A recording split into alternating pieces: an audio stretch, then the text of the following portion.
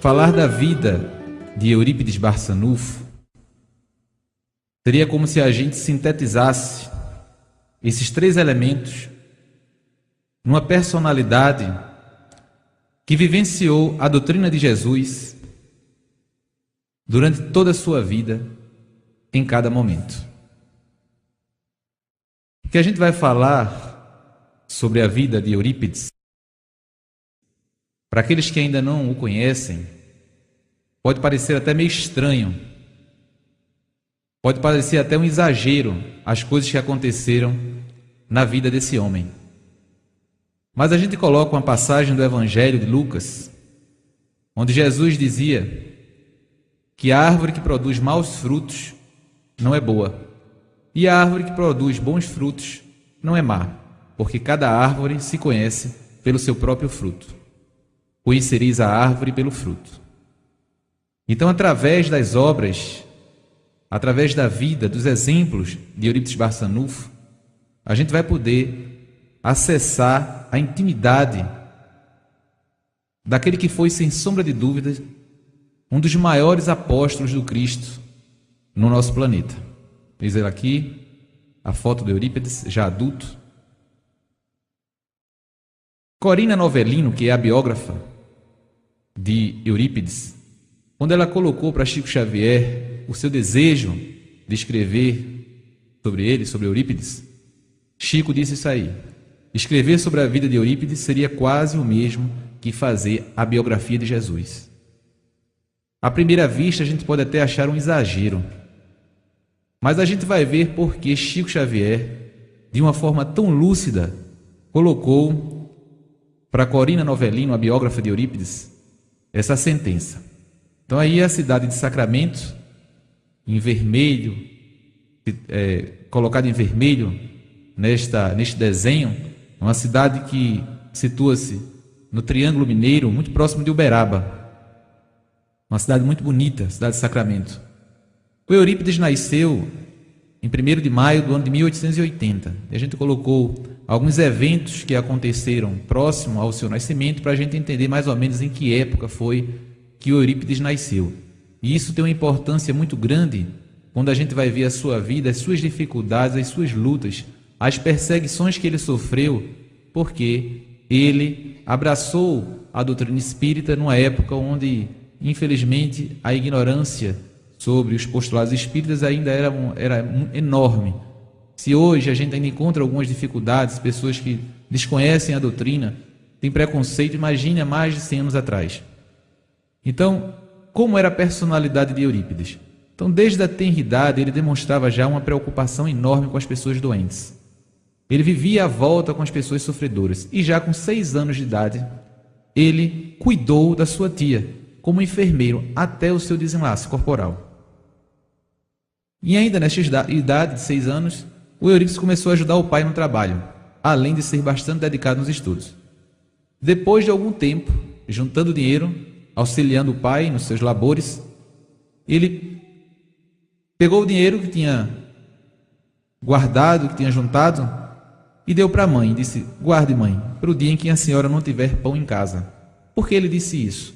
Porque a família era muito numerosa, eram vários filhos, e algumas vezes eles passavam fome.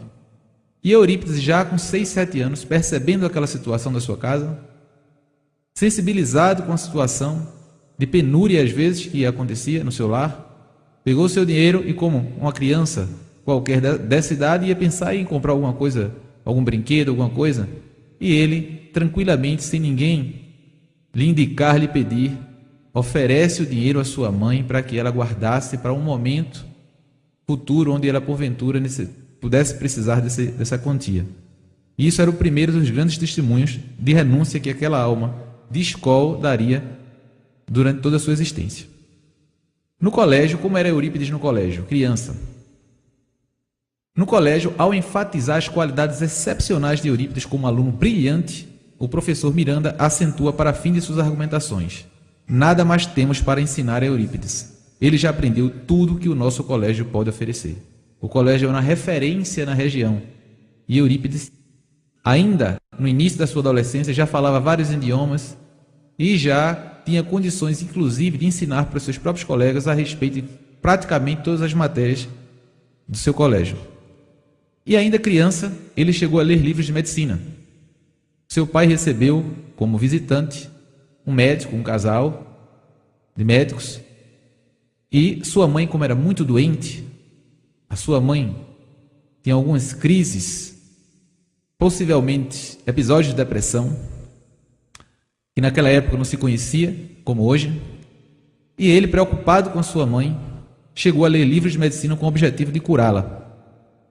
Cumpria com devoção os deveres religiosos, jamais se esquecendo do rosário. Seu lugar de todos os dias era junto do altar-mor, ao lado do vigário oficiante. Terminados os cultos, ele voltava para casa, para evitar reuniões menos dignas na rua com os seus pares. Eurípides cresceu, acabou a fase preliminar de seus estudos e seu sonho era se tornar médico. E o pai arrumou uma forma de levá-lo para a capital federal, onde ele poderia cursar o curso médico na faculdade naval, da escola naval. E na véspera da sua viagem, sua mãe surta, e ele, muito preocupado com a saúde da mãe, desiste do seu sonho de ir para o Rio de Janeiro estudar para cuidar da sua mãe. E curioso que já adolescente ele imprimia um senso de perfeição enorme em tudo que ele realizava. Desde a palavra bem posta, da dicção perfeita, até o tratamento cortês que ele dispensava a todos que conviviam, privavam da sua convivência. Em casa, inclusive, ele era extremamente companheiro e gentil de todos os seus familiares.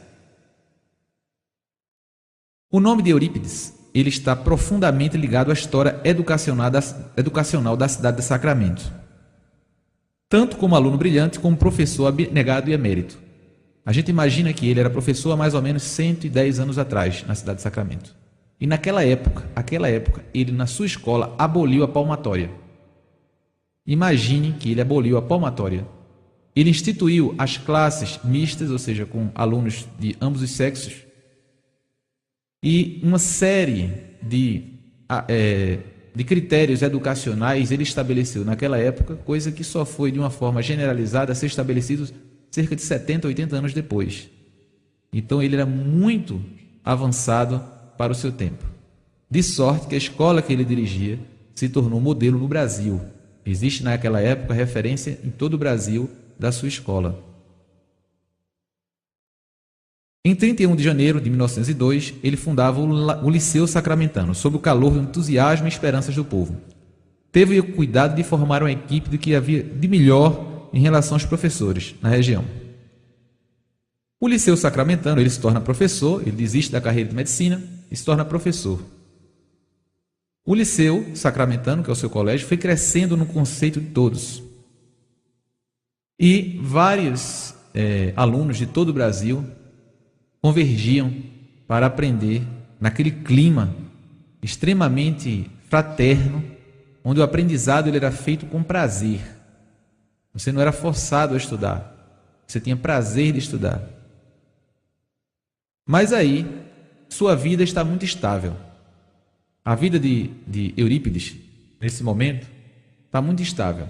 Ele é professor, diretor de um colégio, do maior colégio da região, inclusive recebia alunos de todo o Brasil.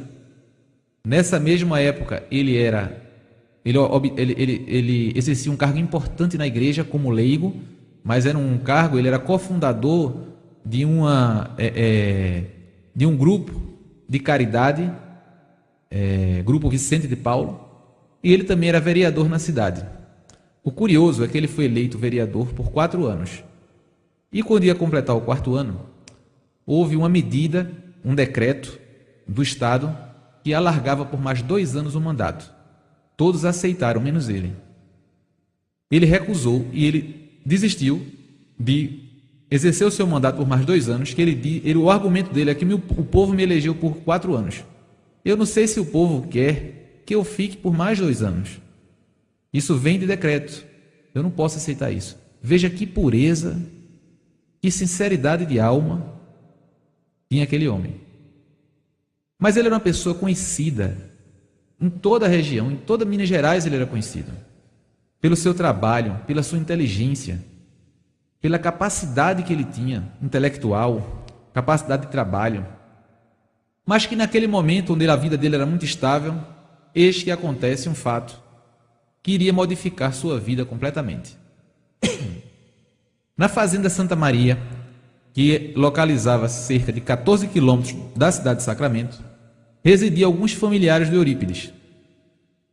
Entre estes, o seu tio, Mariano da Cunha. Nos fins do século XIX, alguns fenômenos começaram a abalar a paz do pessoal que morava naquela fazenda. Eles começaram a escutar vozes estranhas que vinham das cumieiras das casas. Alguns assobios e pedradas partiam de inusitados lugares. Os animais se assustavam e os lavradores entravam em pânico ante os fatos inexplicáveis para a maioria das pessoas. Então, fenômenos de ordem física, fenômenos mediúnicos de natureza física aconteciam. E, claro, pelo desconhecimento, eles ficaram sabendo que aqueles fatos só podiam ser arte do demônio. É claro, só podia ser coisa do demônio.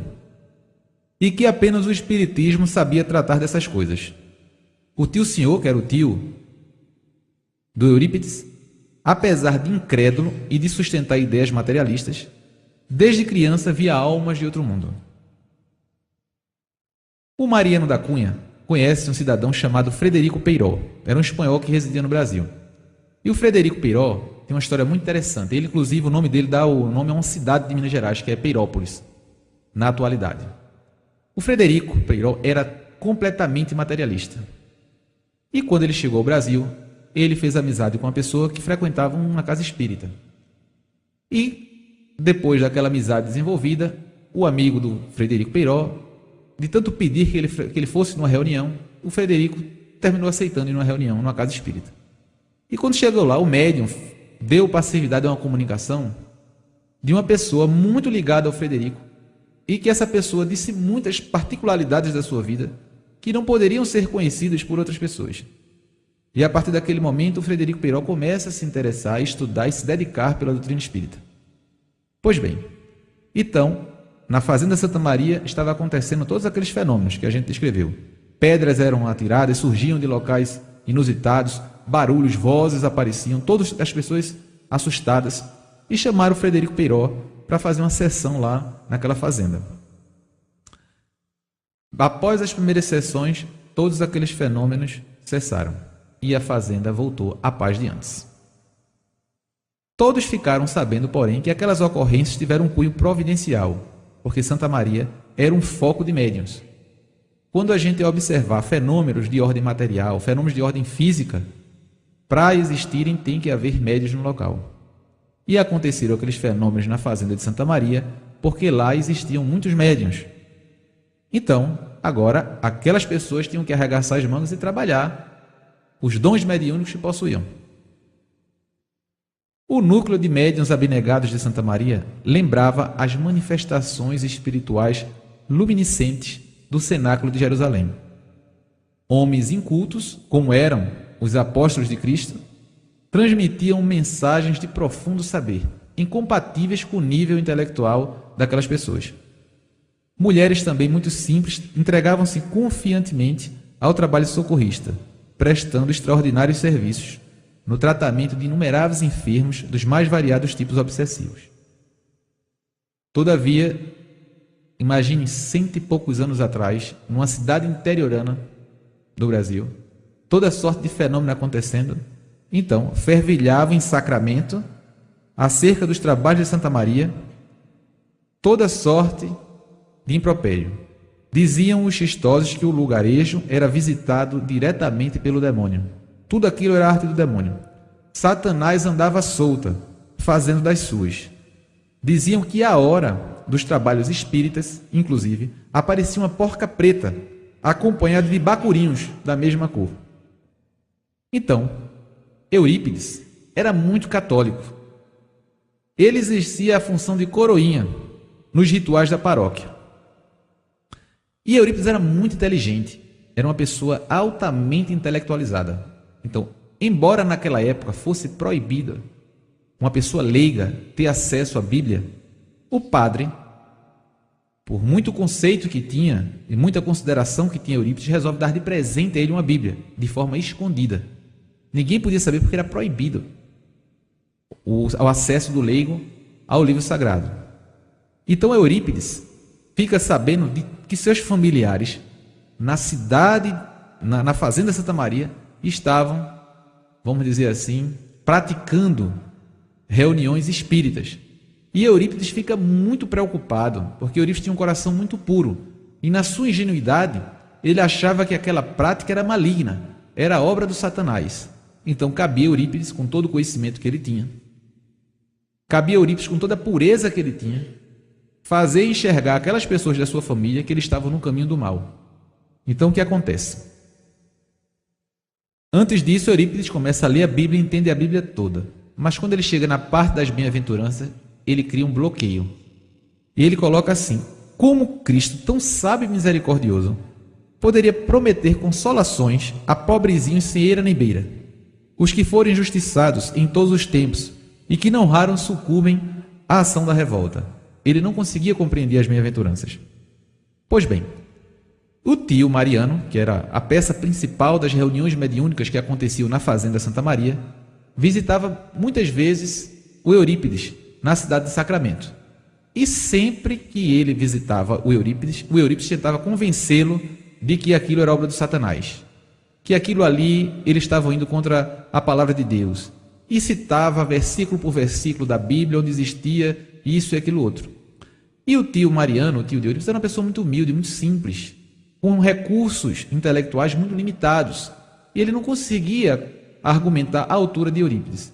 E Eurípides aparentemente sempre vencia aqueles debates. Um belo dia, o seu tio estava lá com Eurípides e Eurípides pergunta: como é, tio senhor? As sessões ainda continuam lá? E o tio diz assim: meu filho, nada mudou. Antes disso, o trabalho cresce cada vez mais, porque a dor aumenta cada dia, pessoas necessitadas, desamparadas, etc. e tal. Mas tem uma coisa: eu não tenho condições de debater com você, porque você é uma pessoa muito intelectualizada. Mas eu tenho certeza que tem uma coisa que pode lhe ajudar, mais até do que as minhas argumentações. E deu de presente para Eurípides um livro. Esse livro se intitula Depois da Morte. É uma obra clássica espírita de Leon Denis, que foi um dos grandes colaboradores da obra kardeciana. Então, Eurípides leu a obra toda naquela mesma noite. Várias e várias vezes o tio acordava e Eurípides estava lendo o livro. Pois bem, os comentários de Eurípides acerca do livro. Jamais viu alguém cantar as glórias da criação com tamanha profundidade e beleza, porque esse livro realmente é lindo. Profundamente abalado nas suas convicções religiosas e leal à sinceridade do seu espírito, Eurípides começou a restringir a sua presença na igreja. E esse fato começava a despertar uma preocupação muito grande da sua família e do clero, porque ele era um representante leigo da igreja. Ele era uma pessoa que tinha uma influência enorme pelo seu caráter, pela sua grandeza moral, para as pessoas todas que conviviam naquela região. E as pessoas começaram então a ficar muito preocupadas com Eurípides. Na sexta-feira da Paixão do ano de 1904, Eurípides convida um amigo seu para assistir uma reunião espírita na fazenda de Santa Maria. Ele e o companheiro chegaram a Santa Maria com o objetivo de observar tudo ao vivo. Entraram no recinto e, curiosamente, o local estava completamente cheio. Mas existiam 2 lugares, um para ele e o seu amigo. A espiritualidade já tinha avisado as pessoas que estavam naquela reunião que Eurípides ia chegar com um amigo seu. O que acontece nessa reunião? Ele chega e está aquelas pessoas simples, humildes, assumindo a responsabilidade de difundir a mensagem do Evangelho, que é uma mensagem muito profunda, porque inclusive tem muitas coisas que são faladas em parábolas. Quem já tentou ler sem ser com um livro de interpretação, ler diretamente a Bíblia, o Antigo e o Novo Testamento, vê que tem partes que são extremamente difíceis de interpretação. São colocadas em parábolas, coisas desse tipo. Então, foi que Eurípides pensou. Ali achava-se um homem bastante rude, sem cultura, ignorante, chamado Aristides. Era uma pessoa de coração muito bom, mas que carecia de um refinamento cultural maior. Então Eurípides pensou, se realmente esse negócio de comunicação de vivos e mortos existe, eu quero fazer um pedido. Tudo na Bíblia eu compreendi, mas o meu entendimento está fechado, bloqueado para as bem-aventuranças. Se é verdade mesmo que os espíritos se comunicam com os vivos, eu rogo a João Evangelista que me elucide pelo médium Aristides. Ou seja, ele quer uma elucidação de uma parte do Novo Testamento que ele não conseguiu entender por uma pessoa que tem um nível cultural muito abaixo dele. Mas ele não pediu verbalmente, não. Ele pensou, porque se existe realmente a comunicabilidade, os espíritos vão captar um pensamento e vão falar através do médium. Alguns minutos após ele pensar isso, Eurípides ouvia a mais extraordinária dissertação filosófico-doutrinária que jamais conhecera em toda a sua vida, sobre o luminescente discurso de Jesus, por intermédio do intérprete solicitado. Ou seja, aquela pessoa rude, sem cultura, dá o Espírito, através dele, aquela comunicação belíssima, explicando em pormenores as bem-aventuranças. Ao final da luminosa exposição, a entidade assinala sua identidade com selo vibrante de saudosa vibração. Paz, João Evangelista. Eu acredito que, naquele momento, a emoção de Eurípides de ver aquilo acontecendo deve ter tomado ele, uma pessoa sincera, amorosa como ele era, caíram-lhe todas as dúvidas. A comunicabilidade dos espíritos é um fato que não se pode opor a objeções. Ele se sentia agora envolvido por uma atmosfera desconhecida, que lhe tocava todo o ser de emoção sublime. Você imagina uma pessoa honesta, uma pessoa que tem caráter, uma pessoa que tem... Quando ela se depara com uma situação dessa, ela não tem um caminho. Ela vai ter que romper com os grilhões que a atavizaram durante toda a sua existência, para viver uma realidade nova, embora muitas vezes isso tenha um custo altíssimo. E a gente vai ver qual o custo que isso teve para Eurípides. O seu mentor espiritual era Vicente de Paulo. E depois disso, a mediunidade de Eurípides aflora. Depois desse encontro que ele tem, a mediunidade dele surge de forma espetacular. E ele vê o seu mentor espiritual, que é Vicente de Paulo. E Vicente de Paulo diz: meu filho, as portas de Sacramento vão se fechar para você. Os amigos afastar-se-ão, a própria família revoltar-se-á.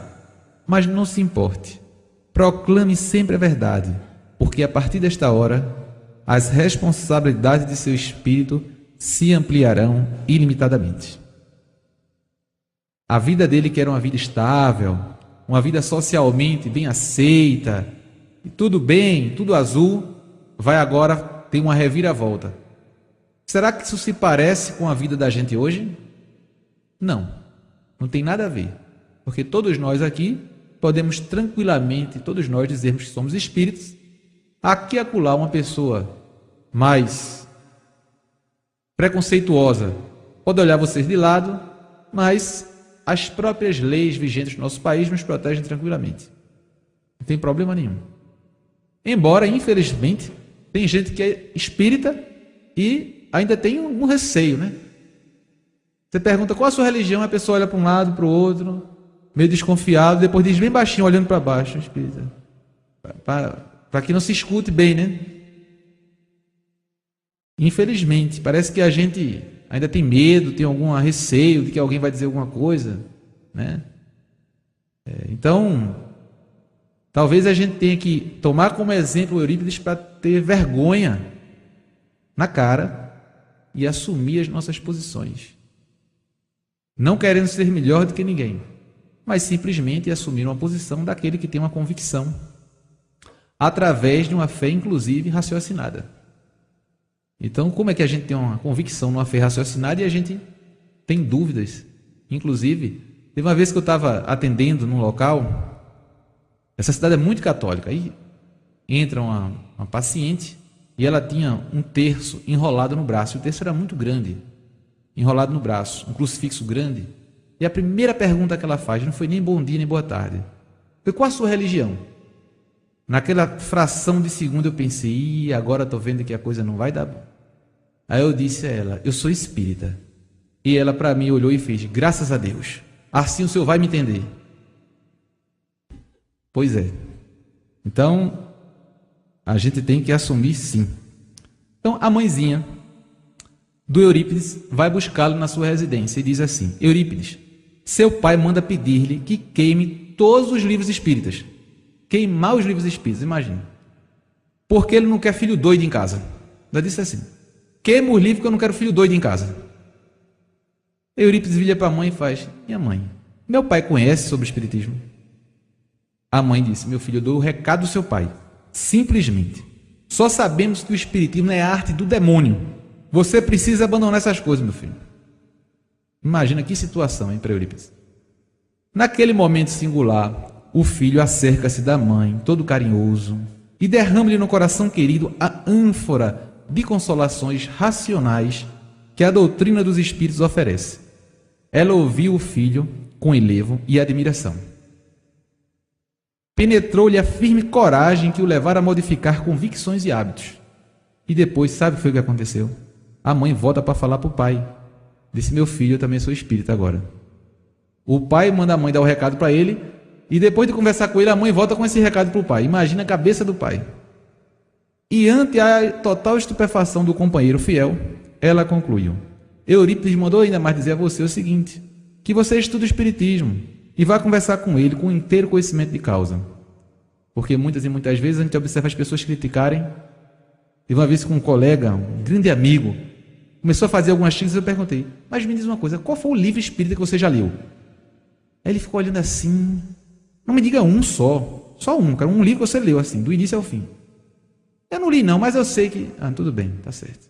Então, a partir de agora, então, olha, me perdoe, mas não tem como a gente conversar sem e se ter um conhecimento para poder ter um diálogo, né? Porque a gente falar de uma coisa que a gente não entende, não sabe, não tem como, né?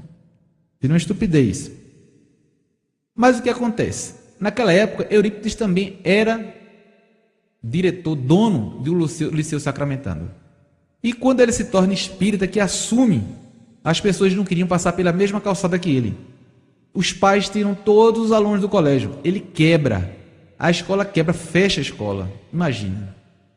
Então a família, vocês já viram aí o que aconteceu. O pai manda ele queimar livros, etc e tal. E cria uma situação, inclusive, ruim para a família, porque a família começa a ser perseguida também por culpa do outro, dele, culpa dele. A escola fecha, ele é dono da escola, era o ganha-pão dele, fecha a escola. E ele, num momento que ele fica muito perturbado diante de todas aquelas perseguições, ele se coloca em prece, pedindo a Deus que o ampare naquele momento de testemunho. E de repente, um espírito luminoso aparece para ele. E ele acha que é uma mistificação. Mistificação é quando um espírito se apresenta como outro que ele não é. Mas o espírito era tão grandioso que ele não se achava digno de estar recebendo a visita daquele espírito. E pede para que o espírito se afaste. Sendo que, como Eurípides tinha todas as formas de faculdades mediúnicas apresentadas por Kardec, ele entra em transe automático e, através da psicografia, ele recebe uma mensagem de Maria, mãe de Jesus, que o orienta a modificar o nome do colégio, porque o Liceu Sacramentano carregava ainda os últimos resquícios do orgulho terreno, que ele mudasse o nome para Colégio Allan Kardec, de Maria Santíssima, muda o nome para Colégio Allan Kardec, começa a dar aula da doutrina espírita, dá aula de astronomia, e depois de alguns meses, o seu colégio tem tantos alunos que ele tem que quebrar algumas paredes para aumentar as salas. Para vocês terem ideia da mediunidade, do potencial mediúnico de Eurípides, algumas das pessoas que se comunicavam através dele, Sócrates, Platão, Pitágoras, Maria, mãe de Jesus, Maria Madalena, João Batista, João Evangelista, Pedro, Tiago, Marcos, Lucas, Giordano Bruno, Lincoln, Tiradentes.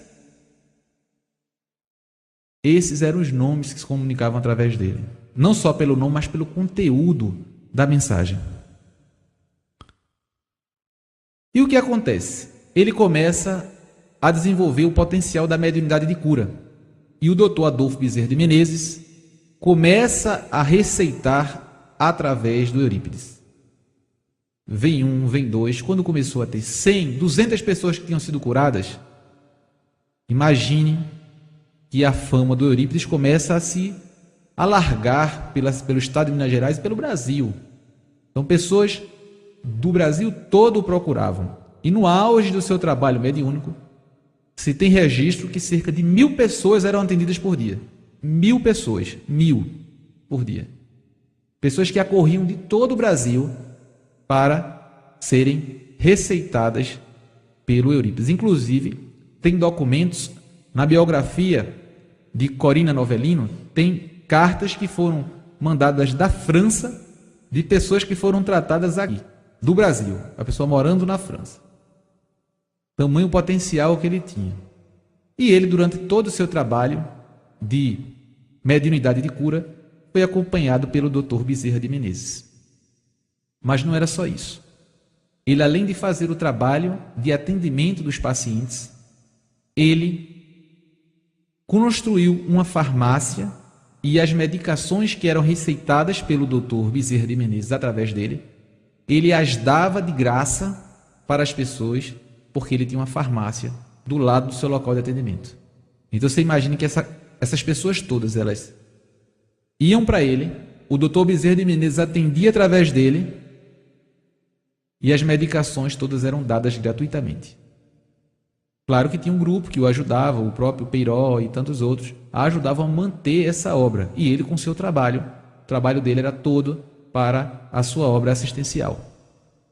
A mediunidade dele era tão intensa, mas tão intensa, que tem alguns relatos documentais, tem um deles que é muito interessante, que ele estava na sala de aula, dando aula para os alunos, e os alunos todos relatavam que de vez em quando ele saía do ar, ele parava, porque ele tinha mediunidade de desdobramento. Numa das aulas ele ficou parado, e de repente o espírito dele desdobrou-se. E ele foi atender uma parturiente num processo de parto muito difícil. E ele, com o auxílio do Dr. Bezerra de Menezes, assistiu àquela parturiente. Tudo aconteceu de forma natural, tudo bem. E ele voltou. Quando ele voltou, os alunos perguntaram, que já eram acostumados, os alunos, professor, o senhor foi para onde? Ele disse, eu fui para uma fazenda. E a fazenda ele estava a mais de 10 quilômetros do colégio. Era um parto muito difícil o parto. A posição do feto era muito difícil. Mas deu tudo certo e nasceu um menino. O menino nasceu com saúde, está bem. Deixei lá a mãe, conversei com ela, está tudo ok. Mas daqui a pouco vai chegar o marido dela. O marido dela vai chegar a cavalo porque ele está vindo aqui para me chamar para fazer o parto. Sendo que ele em espírito já tinha ido lá e tinha feito toda a assistência. Daqui a pouco, daqui a alguns minutos ele vai chegar. E ele ficou descrevendo. Ele está subindo a escada. Ele está chegando. Ele vai bater na porta. Aí escuta um som da porta. Era o marido, abre a porta. Seu Eurípides, corra para socorrer minha mulher, senão vai morrer ela e a criança. Não se preocupe, eu já fui lá. E o cidadão achou que era brincadeira dele. Como o senhor foi lá? A estrada é uma só, eu não lhe vi. O senhor não poderia estar aqui, eu vim a cavalo correndo. O senhor está aí tranquilo dando aula. Meu amigo, já nasceu, é um menino. O menino está forte, saudável. Isso é impossível.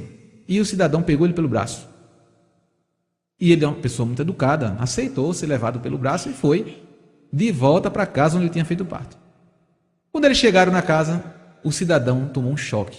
Porque quando a esposa olhou para Eurípides, mas seu Eurípides, por que o senhor voltou tão cedo? Não estava tudo bem? Ela reconheceu realmente que ele tinha ido e tinha feito parte. Estudo documental. São tantos casos como esse na vida de Eurípides que o Chico, quando a Corina Novelino acabou de escrever essa biografia, a qual a gente teve acesso, felizmente, o Chico fez uma comparação que é de um teor realmente lindo. No último capítulo do Evangelho de João, João diz assim: Jesus fez muitas coisas, mas muitas coisas não daria para a gente colocar aqui, porque nem os livros do mundo todo caberiam as coisas que ele fez. E Chico faz a mesma colocação para Eurípides. Guardada relativamente as proporções, muitas e muitas coisas ele fez. Mas se fosse para a gente contar todas, nem os volumes do mundo todo dariam. Porque ele tinha uma possibilidade, de todas aquelas mediunidades descritas no livro dos médiuns, Eurípides as tinha todas, absolutamente todas. Inclusive essa de se desdobrar e dar assistência à distância, se desdobrava e se materializava, inclusive, dando assistência àquelas pessoas. Mas muitas experiências interessantes das comunicações que haviam no centro espírita da qual ele fazia parte, tem uma que ficou marcada nesse livro, que era do Donatista. Esse é o relato do espírito perseguidor, que depois de muito tempo querendo destruir o trabalho na casa espírita de Eurípides, ele diz o seguinte: eu tenho penetrado em centros espíritas em toda parte. Tenho discutido com muitos presidentes cultos e nunca fui vencido. Esfacelei muitos desses centros. Aqui penetrei animado do mesmo intuito. Lutei para derrubar este e derrotá-lo, mestre. Mas fui anulado por sua bondade, por sua sabedoria e por seu amor. Quando a gente leu isso, eu tive uma lembrança muito grande também do Bezerra de Menezes, que o Bezerra de Menezes também, participando de uma reunião de desobsessão, o espírito que era o obsessor do seu filho, Eurípides o Bezerra começa a conversar com ele, e depois de certo tempo o Bezerra faz: mas por que você persegue o meu filho? Não faço não, porque eu lhe amo tanto. E o obsessor olha para Bezerra e faz: eu também amo muito o senhor, porque o senhor é bom demais. Meu problema é com ele, com seu filho, mas o senhor é bom demais. E aí se desenrola toda a conversação, até que o irmão obsessor desiste da perseguição do filho do Bezerra. Mas o Eurípides tinha também esse manancial, esse potencial de amor tão grande, que um espírito dessa categoria, que tem destruído vários centros, se curva perante o amor dele. E quem trabalha em reunião mediúnica sabe que a única forma de doutrinar, de dialogar, de convencer um espírito muito endurecido é através do amor. Não vai ser através do conhecimento, das palavras bonitas. Ele não vai se dobrar a isso. Se ele não sintonizar em você o amor verdadeiro, puro, sincero, desprovido de interesse mesquinho, ele não vai se curvar. E aí até o exemplo de um espírito que se curva diante do amor de Eurípides. Então está fora de dúvidas que Eurípides desenvolveu um dos mais luminosos mandatos mediúnicos que o mundo já conheceu. Apresentava praticamente, como a gente já falou, todas as formas de mediunidade. Mas o curioso é que ele trabalhava incessantemente. Ele transformou sua casa num verdadeiro hospital.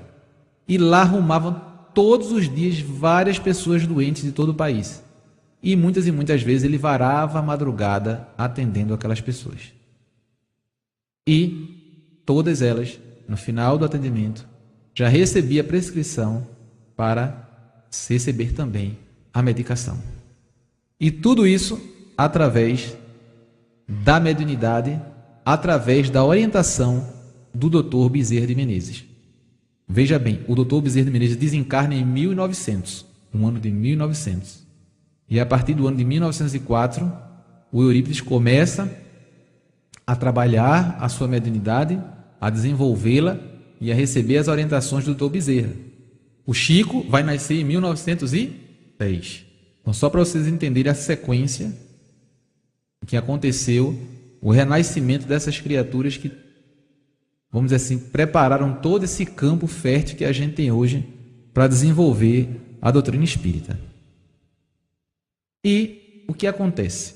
Tudo isso despertou também a inveja, porque quando você está no caminho do bem, vai sempre aparecer alguém para querer atrapalhá-lo, colocar defeito, para colocar... Tem sempre aqueles que... Então, tinha uma pessoa que era dona de uma farmácia grande e que era ligado também ao movimento católico, que achou ruim esse negócio de estar dando remédio. Imagine que a pessoa tinha uma farmácia e não vendia nada a farmácia, porque os remédios eram dados na farmácia e ficava logo depois. Imagina aqui em Surubim, tem um bocado de farmácia, mas se tivesse uma farmácia desse remédio de graça para todo mundo, ia criar uma revolta. Todo mundo ia ficar com raiva daquela que estava dando, porque de certa forma ia estar indiretamente prejudicando. E aí entram com um processo de exercício ilegal da medicina contra o Eurípides. E Eurípides começa a sofrer muito com aquilo ali, porque ele não pensava por ele não, porque a vida dele já era de total entrega. Vamos imaginar que Eurípides tinha uma vida estabilizada, era dono de uma escola, ganhava muito dinheiro, tinha tudo tranquilo, e de repente ele abandona tudo para servir a Jesus, para exercitar o amor crístico para aquelas criaturas. Então, a vida dele já era de entrega. Ele não estava preocupado com ele não, mas ele se preocupava porque se ele fosse condenado, milhares de pessoas iam deixar de ser assistidas. E ele começa a entrar em prece. E o curioso é que ele vai para a audiência. O delegado olha para ele com a valise, ele com a valise médica. Aí depois do delegado fazer todas aquelas perguntas, ele respondê-las a todas, o delegado pergunta: daqui você vai para onde? Ele: vou continuar vendo os doentes que eu ainda tenho para ver. Tem muita gente precisando de mim. O delegado olhou assim, meio desconfiado, e decidiu, 2 dias depois, ir assistir a uma reunião espírita lá no centro do Eurípides. O Eurípides chega, está lá o delegado esperando para assistir a reunião. E nesse dia, inspirado pela espiritualidade, Eurípides começa a falar. Fala do amor de Jesus, da necessidade da vida mais fraterna, mais caridosa entre as criaturas, etc. e tal. E ele fala com tamanho amor que daqui a pouco o delegado está chorando lá no meio da reunião, emocionado com ele. E o delegado vai pedir desculpa a ele no final da reunião. Que não era culpa dele, que o processo tinha vindo de cima, ele não tinha o que fazer. E Eurípides continua naquele todo o seu trabalho. E o processo caminhando e todo aquele auê provocado por essa denúncia. E Eurípides um dia, depois das suas orações, numa manhã no colégio Allan Kardec, as pessoas que trabalhavam com ele o viram chorar. E ele chorava emocionado e dizia: eu não mereço isso, eu não mereço. E Ismael, o espírito Ismael, estava lá, no cume do colégio Allan Kardec, dizendo: Eurípides, eu estou com você. Bezerra de Menezes ao seu lado, dizendo também: Eurípides, eu estou com você. E ele disse, dizendo claramente, que eu sou muito pequeno para merecer tanto auxílio, tantas palavras de consolo. Ele não se conformava das companhias espirituais que ele tinha, que ele se julgava muito pequeno para estar recebendo aquelas visitações todas de apoio à sua situação. E ele continua trabalhando, e nesse dia ele passa o dia todo trabalhando, vara a noite trabalhando, e quando entra no outro dia de madrugada, ele vai para o seu jardim fazer as preces dele, matinais. 7 horas da manhã, a secretária, ele entra aos prantos para falar com a secretária. E diz: Anália, você não sabe quem me apareceu agora. Você não sabe quem me apareceu agora. E ela pergunta: quem? Maria Santíssima? Já dizendo assim, chutando alto, né? Maria Santíssima? Ele: não. Eu nunca imaginei que uma pessoa pudesse ser capaz de ver aqui o Mestre Jesus. Jesus apareceu no jardim da sua casa para ele.